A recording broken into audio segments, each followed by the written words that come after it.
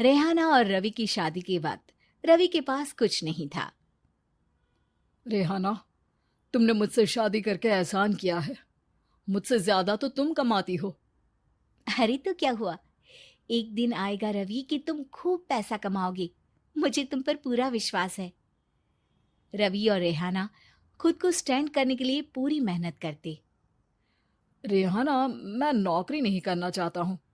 तो कोई बात नहीं, मैं नौकरी करके घर चलाती हूँ, तुम बिजनेस सेट करने की कोशिश करो।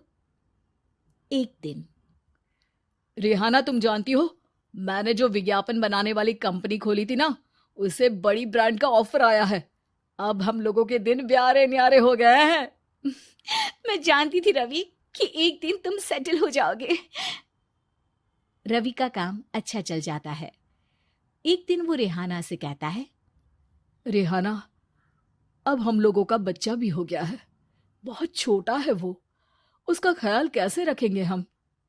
कैसे क्या, मैं गांव से माँ को लेकर आ जाती हूँ। नौकरी से हाफ डे ले लिया करूंगी।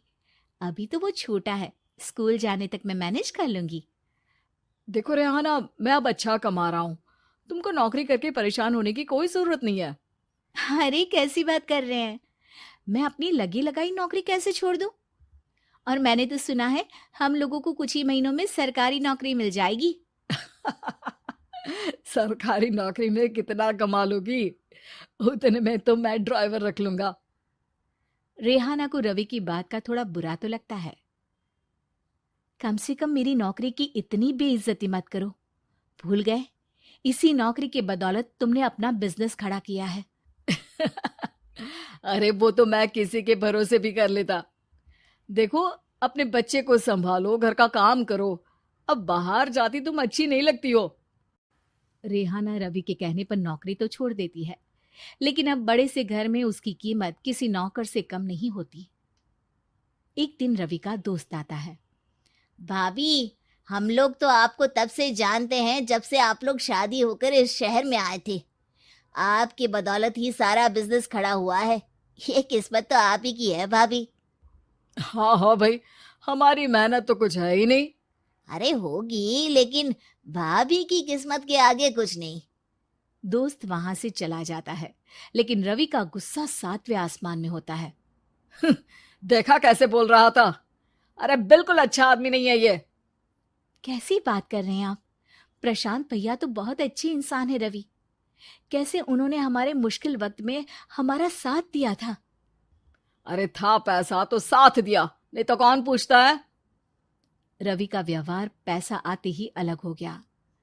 वो बंदे को बंदा नहीं समझता। घमंड से घिरे रवि ने तो एक दिन हद ही कर दी। रेहाना, मैं अब तुम्हारे साथ नहीं रह सकता हूँ।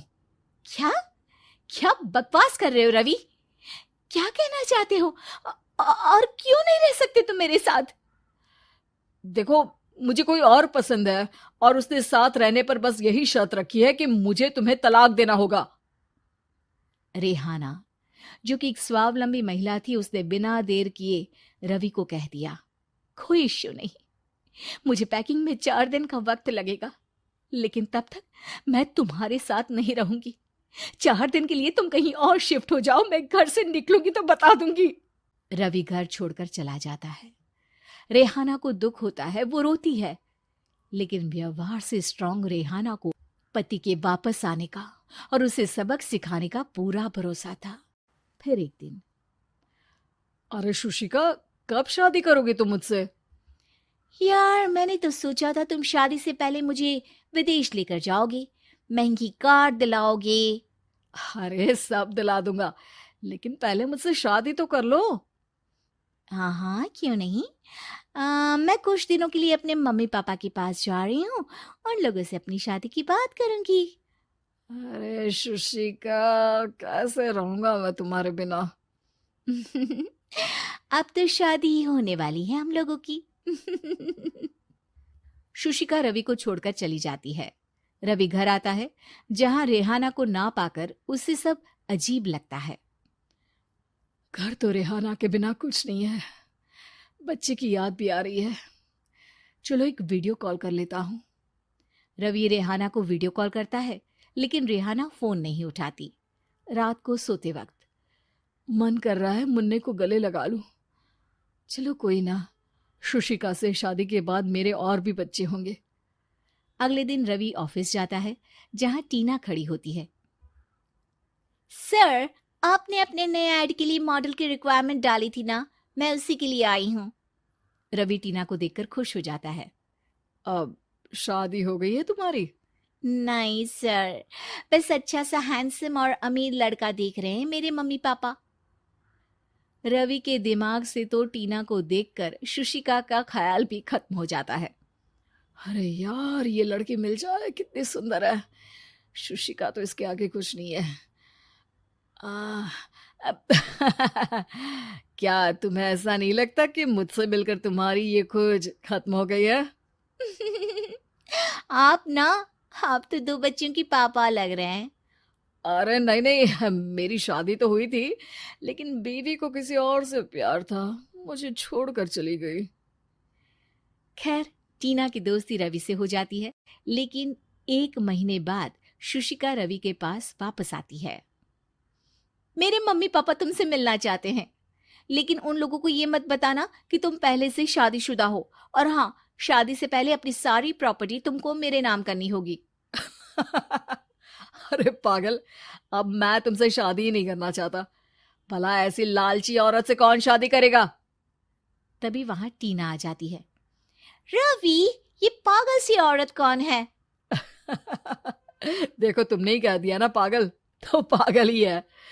पता नहीं कौन है, कह रही है शादी कर लो, लेकिन शादी से पहले अपनी सारी प्रॉपर्टी मेरे नाम कर दो। बोल तो सही रही है। वैसे तुम जानती हो, मेरी एक सहेली है, उसके पति ने उसे पैसा आते ही छोड़ दिया, जबकि उसको खड़ा करने वाली ही मेरी सहेली थी। और मुझे भी भरोसा नहीं है। अगर मैं भी तुमसे शादी करूंगी तो तभी, जब तुम मेरे नाम अपनी सारी प्रॉपर्टी कर दोगे। अरे हाँ हाँ, क्यों नहीं, बिल्कुल कर दूंगा। रवि और टीना की शादी की तारीख तय हो जाती है। वो अपनी सारी प्रॉपर्टी के कागज लेकर शादी वाली जगह पर पहुंचता है, लेकिन वहां टीना आती नहीं। रवि टीना को मैसेज करता है। कहाँ हो? सॉरी, मैं तुमसे शादी नहीं कर सकती, मुझे तुमसे भी ज्यादा पैसे वाला मिल गया। रवि को गुस्सा आ जाता है। वो गुस्से से सारा डेकोरेशन तोड़ रहा होता है कि वहां रेहाना आ जाती है। सर, क्या हो गया? क्या डेकोरेशन पसंद नहीं आई आपको? अ, तुम यहाँ क्या कर रही हो? मैं यहाँ की डेकोरेटर हूँ। क्या आपको पसंद नहीं आई यहाँ की सजावट? रवि दौड़कर रेहाना के गले लग जाता है। मुझे माफ कर दो रेहाना। रवि रेहाना के गले लग जाता है और रेहाना टीना को थैंक्स का मैसेज करती है।